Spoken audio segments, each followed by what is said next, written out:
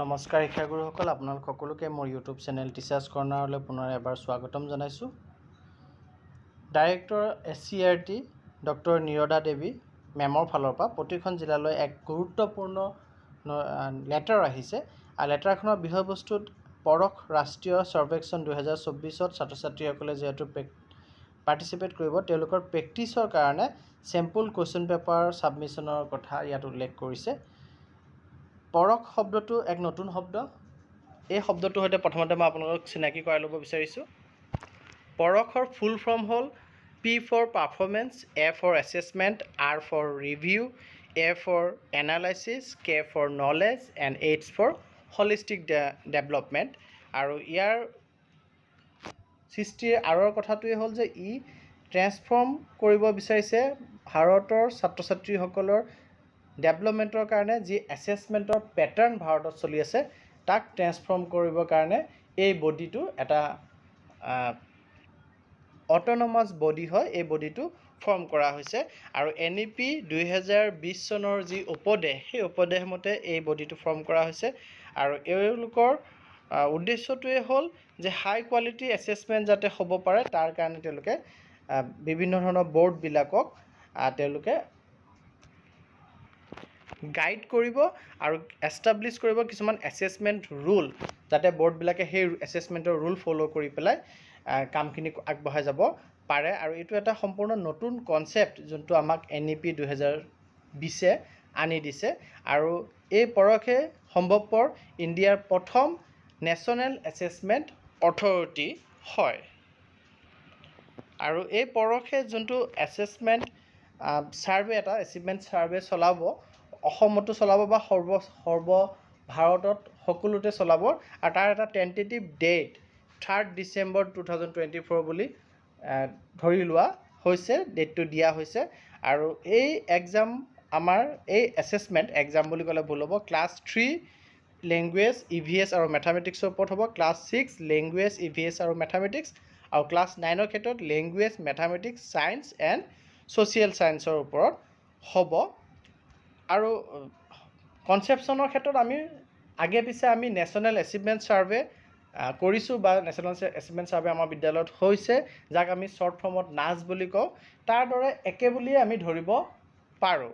কিন্তু এই পৰখ ৰাষ্ট্ৰীয় সৰ্বেক্ষণত আমাৰ বিদ্যালয়সমূহে যিহেতু ভাগ ল'ব লাগিব, গতিকে তেওঁলোকক ইয়াৰ প্ৰেক্টিছ কৰাবৰ কাৰণে কম্পিটেঞ্চি বেছড কুৱেশ্যনছ MCQবিলাক আগতীয়াকৈ যদি প্ৰিপেয়াৰ কৰি ল'ৰা ছোৱালীক ষ্টুডেণ্টক যদি আমি প্ৰেক্টিছ কৰাব পাৰোঁ, তেতিয়াহ'লে সেইটো বহুত ভাল হ'ব, ইম্পৰ্টেণ্ট ৰোল প্লে' কৰিব এই পৰখ ৰাষ্ট্ৰীয় সৰ্বেক্ষণত আমাৰ ৰাজ্যখনে, অসমে যাতে ভাল ফলাফল দেখুৱাব পাৰে।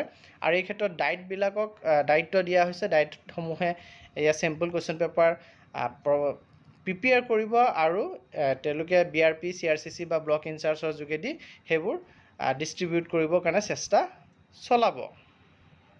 আৰু বিদ্যালয়ৰ শিক্ষকসকলে নিজেও এনেধৰণৰ ইয়াত আদৰ্শ হিচাপে মডেল কুৱেশ্যন পেপাৰ কিছুমান দি দিয়া হৈছে, সেইবিলাকক ফ'ল' কৰি পেলাই আমাৰ শিক্ষকসকলে তেওঁলোকৰ নিজাববীয়া প্ৰচেষ্টাটো প্ৰেক্টিছ কৰাবৰ কাৰণে বিদ্যালয়সমূহত কুৱেশ্যন পেপাৰ ছেট কৰিব পাৰে। আৰু এই এক্সাম যিহেতু OMR বেছড হ'ব আৰু OMRত প্ৰেক্টিছ কৰাব পাৰে।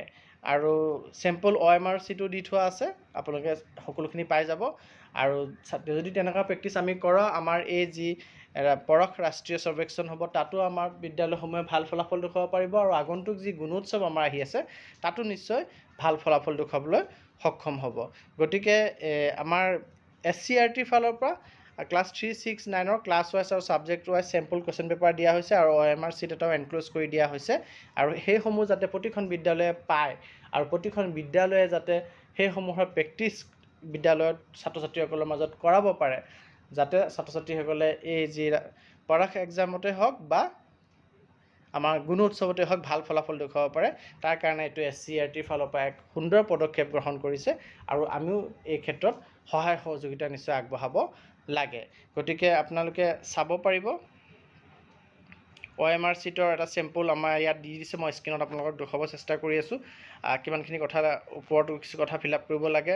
আৰু তাৰপিছত আমাৰ যি 60টা কুৱেশ্যন বা 30টা কুৱেশ্যন, 45টা কুৱেশ্যন, যিমানকেইটা কুৱেশ্যনে আপোনালোকে কুৱেশ্যন পেপাৰত MCQ আপোনালোকে ছেট কৰে সেইমতে OMR চিটত ষ্টুডেণ্টে ৰেছপন্স দিব আৰু কুৱেশ্যনো কিছু সংখ্যক আমাক দি দিছে আপোনালোকে ক্লাছ 3 কুৱেশ্যন পেপাৰ দেখা পাই আছে প্ৰেক্টিছ কুৱেশ্যন ফৰ প্ৰডাক্ট ৰাষ্ট্ৰীয় সাৰ্বেক্ষণ 2024 ক্লাছ 3 আৰু এনে ধৰণৰ আমাৰ কম্পিটেন্সি বেছ কুৱেশ্যনছ থাকিব আৰু কম্প্ৰিহেনচিভ ছাত্ৰ ছাত্ৰীসকলে পঢ়ি পেলাই বুজি পাই পেলাই এনচাৰ কৰিব পাৰিছে নে নাই সেয়া বেছিকৈ এনেধৰণৰ এক্সামবিলাকত চোৱা হয় সেইকাৰণে এটা পেৰাগ্ৰাফ দি দিছে আৰু পেৰাগ্ৰাফটো পঢ়াৰ পিছত পেৰাগ্ৰাফটোৰ ওপৰত বেছ কৰি পেলাই কিছু প্ৰশ্ন দিছে সেই প্ৰশ্নখিনি তেওঁলোকে কৰিব লাগিব উত্তৰখিনি OMR চিটত তেওঁলোকে ৰাউণ্ড কৰি ফিল আপ কৰিব লাগিব আকৌ চাওক তলৰ দফাটো পঢ়ি প্ৰশ্ন নম্বৰ 6 পৰা 10 উত্তৰ কৰা আকৌ এটা দফা দিছে তে বেছিখিনি আমাৰ তেনেধৰণৰ কুৱেশ্যনেই হ'ব আৰু আপোনালোকে যদি এই কুৱেশ্যন পেপাৰ আপোনালোকে এতিয়ালৈকে আপোনালোকৰ CRCC ফালৰ পৰা বা ব্লকৰ ফালৰ পৰা এতিয়ালৈকে পোৱা নাই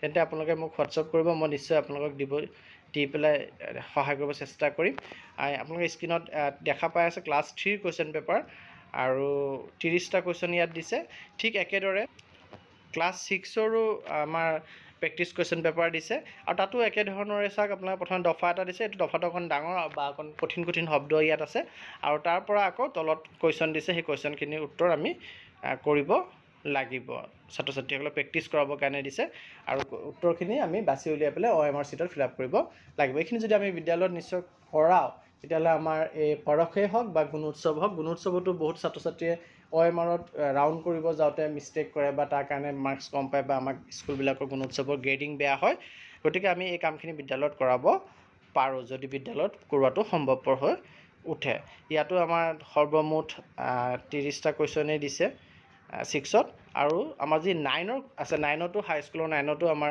এই এক্সামটি হ'ব সেই হাইস্কুলৰ 9ৰ ক্ষেত্ৰত কুৱেশ্যনৰ সংখ্যা কিছু বেছি আছে আপোনালোকে স্ক্ৰীনত 9ৰ দেখি আছে 9ৰ মেথছৰ কুৱেশ্যন প্ৰথমতে আহিছে আৰু 9ৰ অকণ টাফ হ'ব তেওঁলোকৰ আৰু ভাষা একৰ ক্ষেত্ৰত তেনেধৰণৰ একেধৰণৰে এটি পেৰাগ্ৰাফ দিছে পেৰাগ্ৰাফ দিয়াৰ পিছত পেৰাগ্ৰাফৰ ওপৰত কিছু কুৱেশ্যন দিছে আৰু তেনেধৰণে আপোনালোকৰ সৰ্বমুঠ কুৱেশ্যন ক্লাছ 9ৰ ক্ষেত্ৰত 40টা কুৱেশ্যনছ আছে গতিকে এনেধৰণৰ কুৱেশ্যন এইখিনি মডেল হিচাপে দিছে CRT ফালৰ পৰা ডাইটৰ ফালৰ পৰা তেনেধৰণৰ কুৱেশ্যন প্ৰকাশ কৰিব তেওঁলোকে ডাইটে প্ৰকাশ কৰিব নিজৰ জিলাখনৰ কাৰণে আৰু যদি ইচ্ছা কৰে স্কুলৰ শিক্ষকেও নিজেও নিজৰ ছাত্ৰ ছাত্ৰীসকলৰ কাৰণে এনেধৰণৰ প্ৰশ্ন ছেট কৰি পেলাই OMR বেছ তেওঁলোকৰ এক্সাম ল'ব পাৰে যোনটো আমাৰ এই আদেশটিত স্পষ্টকৈ উল্লেখ কৰিছে যোনটো আদেশ SCRT ডাইৰেক্টৰ মেডামৰ ফালৰ পৰা প্ৰকাশ পাইছে গতিকে আশা কৰোঁ আমাৰ